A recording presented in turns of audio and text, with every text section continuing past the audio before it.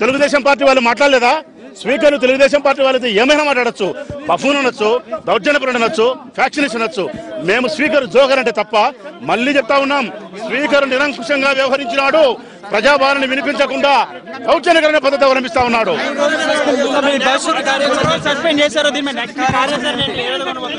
వైఎస్ఆర్ కాంగ్రెస్ పార్టీకి సంబంధించిన 67 మంది శాసనసభ్యులు బాయ్కాట్ చేసినారు. ఈ స్పీకర్ యొక్క నిరంకుశన వైఖరికి బయటకు వచ్చినారు. ప్రజల వాణిని అసెంబ్లీలో వినిపించకుండా ప్రయత్నం చేస్తా ఉన్నారు. అందుకే సభ్యులందరూ బయటకు వచ్చినారు. మా నాయకులు నాయకత్వంలో నిర్ణయం తీసుకుంటారు. ఈ 3 రోజుల కాలంలో ఏం నిర్ణయాలు తీసుకోవాలో తీసుకొని పార్టీ ప్రకారం నడుచుకుంటాం. అతను చేసిన తప్పును ప్రజలకు తెలియజేసడానికి కోసమే అవిశ్వాస తీర్మానం పెడుతుంది వైఎస్ఆర్ కాంగ్రెస్ పార్టీ. పెట్టి తీర్థం.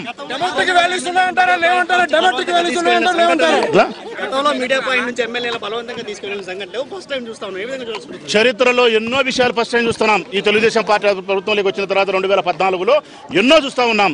చాలా ఇప్పుడు నన్ను సస్పెండ్ చేసినారు. ఎక్కడ నేను లోపల సభలో ఏమీ చేయలే. నిరంకుశం మీడియా పాయింట్ దగ్గర మాట్లాడుతుంటున్నారు. మీడియాతో రాజకీయ నాయకులు మాట్లాడుకుంటే ఎవరు మాట్లాడతారు? మాకు అర్థం కావడంలే. ప్రజలకు సంబంధించిన విషయాలు మేము చెప్పుకుంటే ఎవరు చెప్తారు? అసెంబ్లీ ప్రాంగణంలోనే మేము లోపల రానుకుండా అన్నారు. మార్షల్ తీరు గురించి ఏం మాట్లాడతారు? రాష్ట్రం నుంచి వెలుస్తాడు చంద్రబాబు నాయుడు. ఈ మీడియా పాయింట్ దగ్గర నుంచి కాదు. అవకాశం వస్తే మమ్మల్ని వైఎస్ఆర్ కాంగ్రెస్ పార్టీని ఈ రాష్ట్రం నుంచి తీసుకుపోయి బంగాళాఖాతంలో కలిపే ప్రయత్నం కూడా చేస్తాడు. మమ్మల్ని నిన్ననే చెప్పినా నేను మిగతా జీవులు చేసేదానికి కూడా ప్రయత్నం చేస్తాడని చెప్పి ఈరోజు జగన్మోహన్ రెడ్డి గారు బడ్జెట్ మాట్లాడుతుండగా ఈరోజు లాస్ట్లో రైతులు రుణమాఫీ మీద జగన్మోహన్ రెడ్డి గారు మాట్లాడుతూ ఉంటే ఏదైతే అధికార పార్టీకి ఈరోజు వాళ్ళు చేసిన మోసాలు కావచ్చు, బడ్జెట్లో వాళ్ళు పెట్టిన ప్రతిపాదనలు కావచ్చు, అన్నీ కూడా ఈ రాష్ట్ర ప్రజలకి జగన్మోహన్ రెడ్డి గారు ప్రశాంతంగా వివరిస్తూ ప్రతి ఒక్క పాయింట్ కూడా చెప్తా ఉంటే వాళ్ళు జీర్ణించుకోలేక అధికార పార్టీ ఈరోజు ఒక ప్రతిపక్ష నాయకుడికి మైక్ కట్ చేసి నిరంకుశంగా ఈరోజు స్పీకర్ గారు వ్యవహరిస్తూ ప్రతి నిమిషం కూడా జగన్మోహన్ రెడ్డి గారు మైక్ అందుకుంటే అవతల పక్క నుంచి అచ్చెన్నాయుడు గారు, బుచ్చయ్య చౌదరి గారు ఇట్లాంటి వాళ్ళని లేపి ఇష్టానుసారంగా మాట్లాడటం వల్ల ఈరోజు బడ్జెట్ మీద జగన్మోహన్ రెడ్డి గారు మాట్లాడుతుంటే ఒక రకంగా భయపడి ఈ రకంగా ఈరోజు అడ్డుకోవడం జరిగింది. ఈరోజు స్పీకర్ గారు ఒక పక్క అధికార పార్టీ ఏమైనా మాట్లాడినా కూడా వాళ్ళని వదిలేసి ఈరోజు మా సభ్యులు మా పార్టీ నాయకుడికి ఒక ప్రతిపక్ష నాయకుడికి మైకిండి బడ్జెట్ మీద మాట్లాడే అవకాశం కల్పించండి అని చెప్పి మీదపోతే ఈరోజు మా సభ్యుల్ని సస్పెండ్ చేయడం నిజంగా దారుణం. నిజంగా ఇట్లాంటి సభ ఇది కేవలం ఈరోజు ఒక రౌడీజంతో ఈరోజు అధికార పార్టీ ఒక గూండాయిజంతో ఈరోజు మమ్మల్ని నొక్కివేయాలని చూసినా కూడా ప్రజలందరూ కూడా సిద్ధంగా ఉన్నారు. ఈరోజు ప్రజలందరూ కూడా దీన్ని చూస్తున్నారని చెప్పి తెలియజేస్తున్నాం. నిజంగా స్పీకర్ గారికి పద్ధతిగా వ్యవహరించాలా. ఆ స్పీకర్ స్థానంలో నేనున్నాను. న్యాయస్థానంలో నేనున్నప్పుడు, న్యాయపీఠం నాదైనప్పుడు నాకు నేను కాను, నాకు ఎవరూ లేరని రాగద్వేషాలకు అతీతంగా ఒక న్యాయమూర్తి ఏ విధంగా ప్రవర్తించాలో శాసనసభ స్పీకర్ ఆ విధంగా ప్రవర్తించాలా. కానీ 2 రోజుల క్రితం ముఖ్యమంత్రి గారు వైఎస్ఆర్ కాంగ్రెస్ పార్టీ ఎమ్మెల్యేలను ఉద్దేశించి మీ అంతు తేలుస్తా, మీ కథ తేలుస్తా అని మాట్లాడితే ముఖ్యమంత్రి గారి వ్యాఖ్యల పట్ల అభ్యంతరం వ్యక్తం చేసేదానికి స్పీకర్ గారికి నోరు రాలేదు. నిన్నటి రోజున తెలుగుదేశం పార్టీ శాసనసభ్యుడు విజయవాడ సెంట్రల్ ఎమ్మెల్యే బోండా ఉమామేశ్వరరావు ముఖ్యమంత్రి గారి సాక్షిగా, స్పీకర్ గారి సాక్షిగా, ప్రత్యక్ష ప్రసారాల సాక్షిగా ఉచ్చరించలేనటువంటి బూతులు మాట్లాడుతూ చంపేసి పాతేస్తానన్నారు. అంటే పాతేయటం అంటే ఏమిటండి? మనిషి చనిపోయిన తర్వాత సమాధి కట్టడం. ఈ రాష్ట్ర శాసనసభలో చరిత్రలో ఎప్పుడు లేని విధంగా ఒక శాసనసభ్యుడు మరో సభ్యుడిని చంపి ఈ రాష్ట్ర శాసనసభలో సమాధి కడతానని చెప్పి మాట్లాడటం నిజంగా ఈ చరిత్రలో ఎప్పుడు జరగల, ఈ దేశంలో ఎక్కడ జరిగి ఉండదు.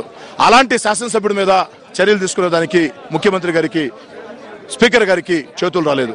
అవన్నీ కూడా వారికి వినసొంపుగా ఉన్నాయి.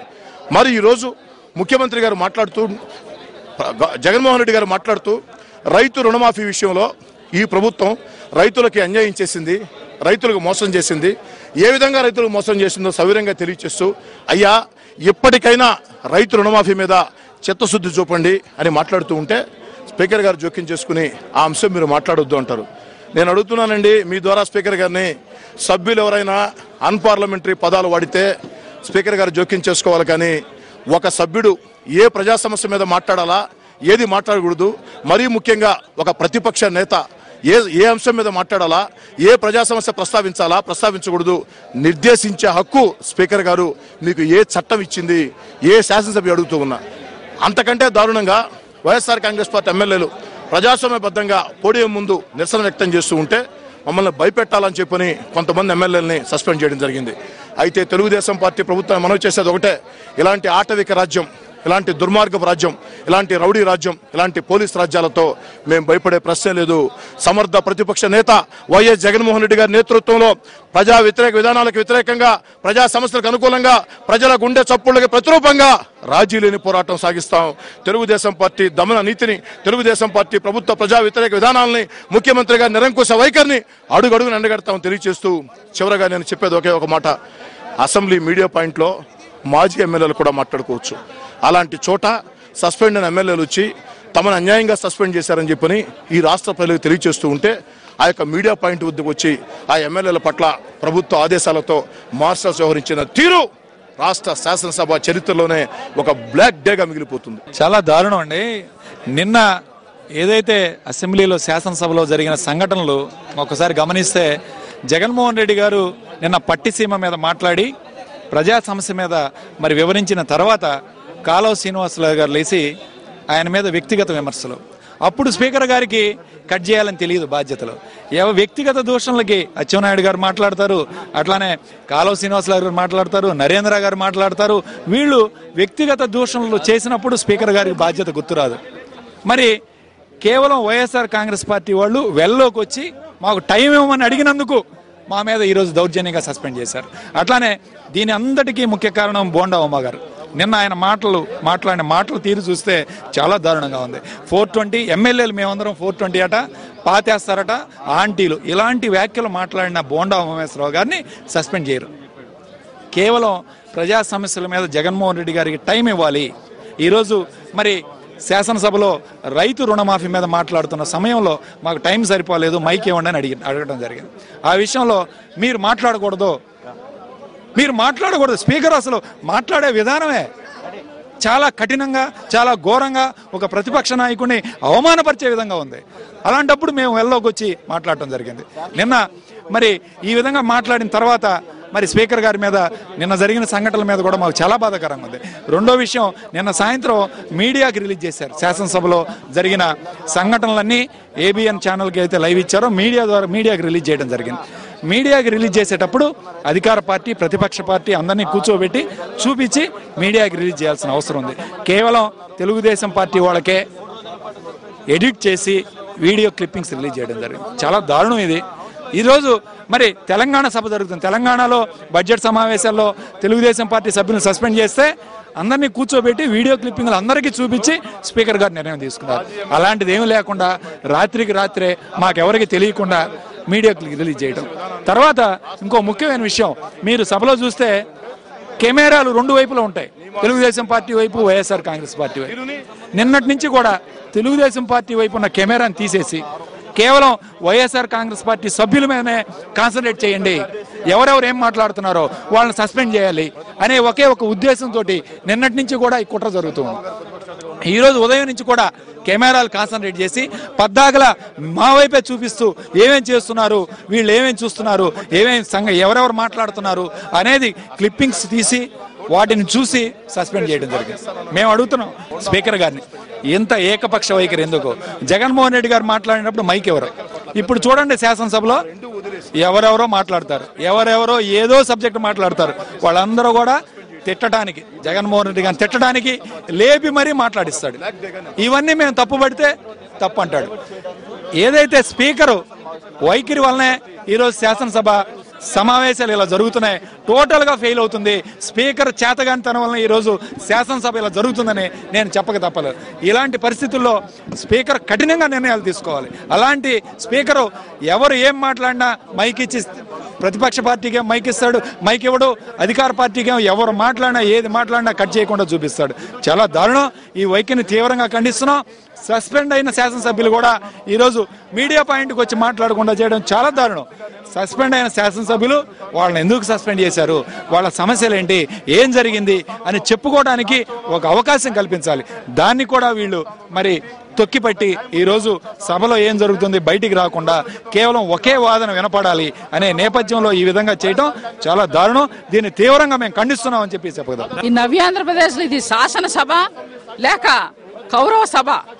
ఒక ప్రజాస్వామ్య సమాజంలో ఫ్యాక్షనిజం చేసేటువంటి స్పీకర్ గారు ఈరోజు వైఎస్ఆర్ కాంగ్రెస్ పార్టీ ప్రజల పక్షాన, రైతుల పక్షాన, మహిళల పక్షాన పోరాటం చేస్తున్న ఈ తీరు మేము చెప్పే వైనం మా నాయకుడైనటువంటి జగన్మోహన్ రెడ్డి గారు చెప్తున్నప్పుడు మైకులు కట్ చేసి ఉన్న సమయాన్ని పక్కన పెట్టి ఈరోజు వ్యక్తిగతంగా మా రోజా గారిని కానీ మమ్మల్ని కానీ వాళ్ళు మాట్లాడుతున్నారంటే ఎంతవరకు సమంజసం అంటున్నాం. ఈ నియంత పాలన ప్రభుత్వాన్ని ఖచ్చితంగా మేము ఎదుర్కొంటాం. వైఎస్ఆర్ కాంగ్రెస్ పార్టీ ఎప్పుడు కూడా ప్రజల పక్షాన్ని నిలబడి పోరాటం చేస్తామని చెప్పి తెలియజేస్తాం. స్పీకర్ గారే ఈరోజు అధికార పక్షం ఆడించినట్టు ఆడుతున్నాడు. చంద్రబాబు నాయుడు కనసైగతో నిన్న జగన్ గారికి మైక్ ఇవ్వకుండా ఏ విధంగా గొడవకు లాగి పీతల సుజాతతోనూ బోండా ఉమామహేశ్వరరావుతోనూ మరి పర్సనల్ గా మమ్మల్ని దూషించే విధంగా మాట్లాడించిన తీరు మీరు చూశారు. అదేవిధంగా ఈ రోజు కూడా బడ్జెట్ మీద జగన్ గారు మాట్లాడుతుంటే ఆయన రైతు సమస్యల గురించి ప్రారంభించే లోపు ఆయన మైక్ కట్ చేసి అచ్చెన్నాయుడికి మైక్ ఇచ్చి తిట్టండి అంటాడు. అసలు అచ్చెన్నాయుడికి ఆ సబ్జెక్టుకి ఏమన్నా సంబంధం ఉందా? మళ్ళీ యనమల రామకృష్ణుడు వస్తాడు, స్పీకర్ని అవమానించారు కాబట్టి సస్పెండ్ చేయండి అంటారు. ఇదే స్పీకర్ యనమల రామకృష్ణుడు చంద్రబాబు నాయుడుతో చేతులు కలిపి ఎన్టీఆర్కి ఎలా వెన్నుపోటు పొడిచారు, తనకు అన్నం పెట్టిన ఎన్టీఆర్కే మైక్ ఇవ్వకుండా ఎంత ఘోరంగా ఆయన అవమానించాడో గత అసెంబ్లీలో మన గోరంట్ల బుచ్చయ్య చౌదరి గారే చెప్పారు. పథకం ప్రకారమే చంద్రబాబు వెన్నుపోటు. ఎన్టీఆర్ని చంపిన పాపాత్ముడు చంద్రబాబు, ఎన్టీఆర్ కోసం ప్రాణ త్యాగానికైనా సిద్ధమన్న గోరంట్ల ఈరోజు సిగ్గు లేకుండా పదవుల కోసం చంద్రబాబు నాయుడు పంచన చేరి ఈరోజు మాకు నీతులు చెప్పడం అనేది నిజంగా చాలా హాస్యాస్పదంగా ఉంది. ప్రజా సమస్యల కోసం ఈరోజు అసెంబ్లీ ఉందే కానీ తెలుగుదేశం వాళ్ళు మమ్మల్ని తిట్టడానికి కాదు. వాళ్ళు మమ్మల్ని తిట్టాలన్నా, వాళ్ళ గొప్పలు వాళ్ళు చెప్పుకోవాలన్నా అసెంబ్లీని ఎన్టీఆర్ భవన్ లో పెట్టుకోమనండి.